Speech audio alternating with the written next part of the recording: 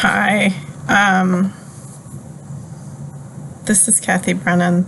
I'm not sure if this is working right or not, and I don't actually care because watch it, don't watch it, I don't know. So, as most people know, I've been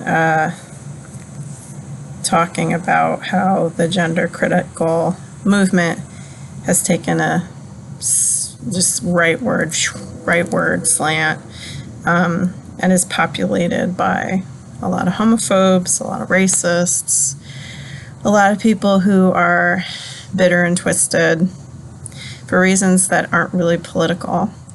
And that's the danger what's one danger in organizing. Sometimes you have really nutty people. And I don't care if that's ableist because I'm a very practical person. If I see someone acting in a way that's erratic, I'm going to avoid them. And that's served me well for my whole life and has enabled me to do work talking about gender identity, to avoid the nutty trans activist people who've tried and failed over the years to get me fired, get me disbarred, sending me threatening emails, voicemails, packages to my house, packages to my work. I have no problem naming and shaming people for their actions, and I have no problem naming and shaming people for their actions, even if they call themselves feminists. My experience with gender critical feminists is they're not feminists, they're fundamentalists. And they're not representative of radical feminism that I recognize. And so I don't. So I haven't engaged in the, quote, gender critical community. I've never considered myself part of that community. And I don't consider myself gender critical. I don't consider myself part of that community. And yet these people continue to think that I do. And I don't want anything to do with you. I think you're all pretty lost and damaged. So, as some people know, my dad died on Christmas Eve, which is a big deal in my life. I know it's not a big deal to you, but it's a big deal in my life. And there's other women now that are posting on Radical Feminism by the Sea. I comment there sometimes, but there's other women who have been posting the content regarding the right-wing connections between Women's Liberation Front, Miriam Ben Shalom, and others, and the right wing. So I wanted to clarify that I agree with all those posts. I'm not doing that work, and people shouldn't message me about it. They can message the page. I had been getting messages to me personally. Most people, even people who disagree with me, have not harassed me over this, because that's like a normal human decent thing, is to like leave people alone, respect boundaries. The only person who felt the need to reach out and touch me with her own particular brand of toxicity is a woman named Carol DeFeciani. It's CarolDefeciani. And Carol uses the name Kip McLeod on Facebook. I don't know Carol. I've never met Carol. Don't know her. Never talked to her. Just emphasizing, don't know her, total stranger.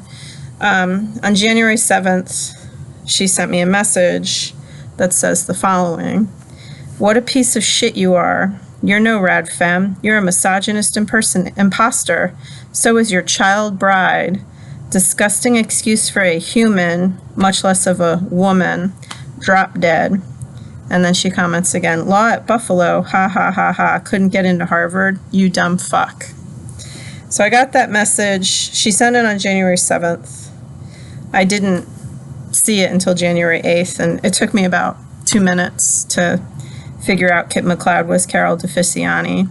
So I guess that University of Buffalo education got me something.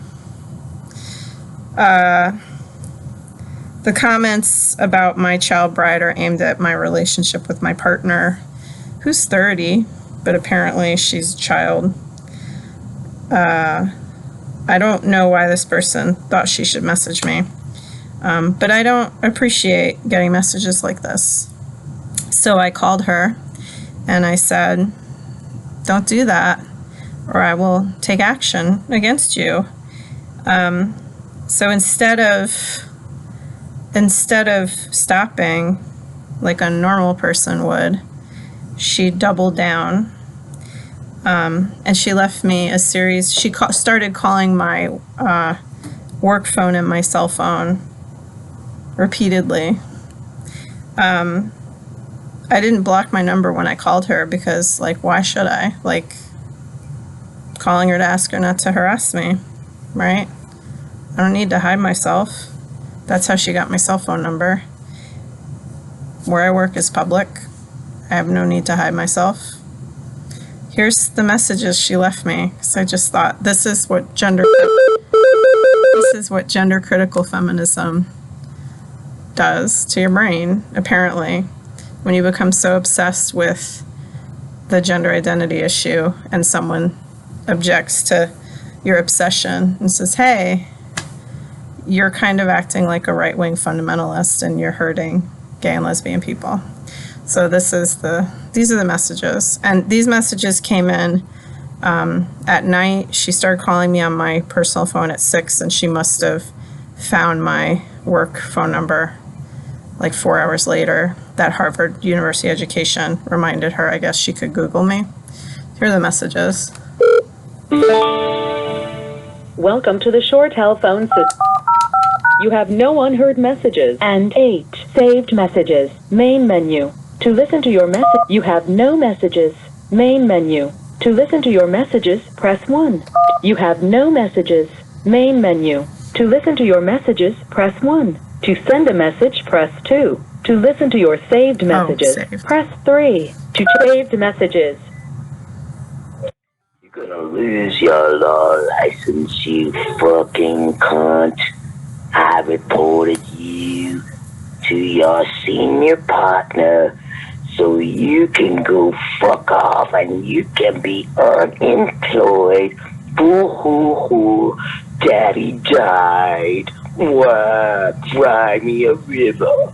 To replay, press 1. To delete, press 3. To forward, press 4. To play envelope information, press 6. To move backward, press 7. To pause, press 8. To move forward, press 9. To continue to the next message, press pound. You're gonna lose your law license, cunt. You're a stupid fucking biatch. You're so stupid. Buffalo law degree.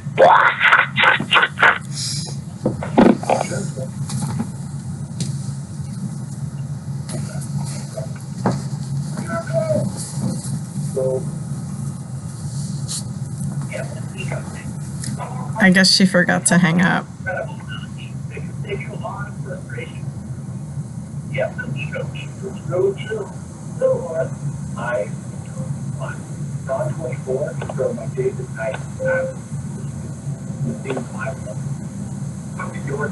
She's like watching a TV show. I think she forgot to hang up.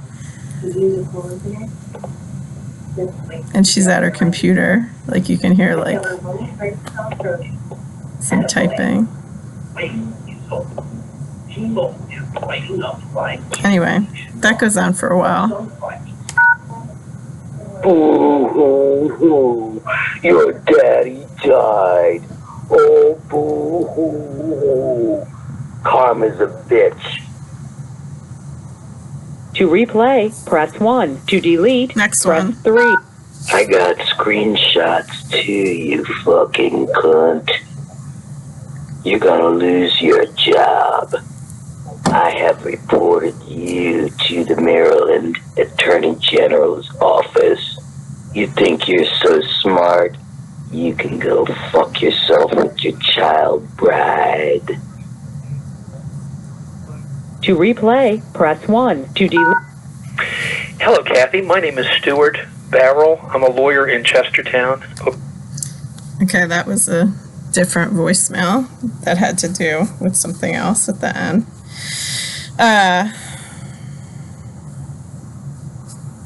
What do I say about that? Carol DeFeciani is a systems administrator at Brown University, where she handles computer systems for the chemistry department. That's Carol. Carol left me messages mocking my father dying, using really disgusting words that I've never heard a feminist use towards me.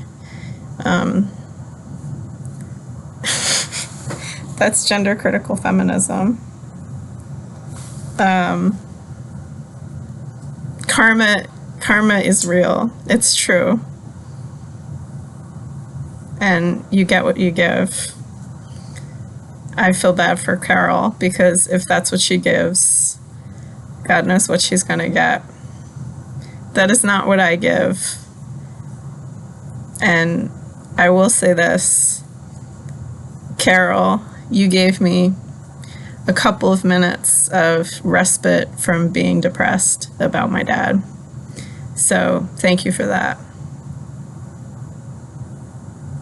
I mean that sincerely. So that's Carol. There's other gender critical feminists who have hopped on the bandwagon recently.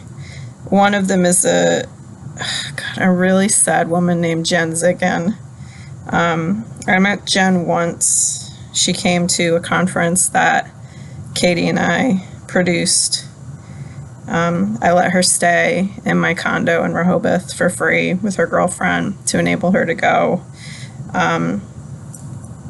After the breakdown of her relationship with that person, who's someone I respect a lot, I cut off contact with Jen on social media because, in my opinion, she's not someone I want to be connected to.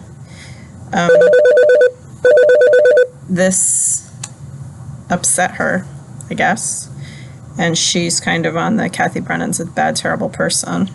You can see all the threads on Radical Feminism by the Sea Instagram, which is someplace I do post and respond. I don't know what to say about that. What Jen Ziggin posted, which I just also, since it's related to death, she said that I should have died, not Magdalene Burns. Like, this is not feminism. This is aggression. And this is the same kind of aggression I've experienced from trans activists. And it's really hard to tell you fundamentalists apart. So, go Buffalo. And if you are a gender critical person, try not to harass people. And certainly try not to harass me, because I will post your information. Because people have a right to know who is abusive.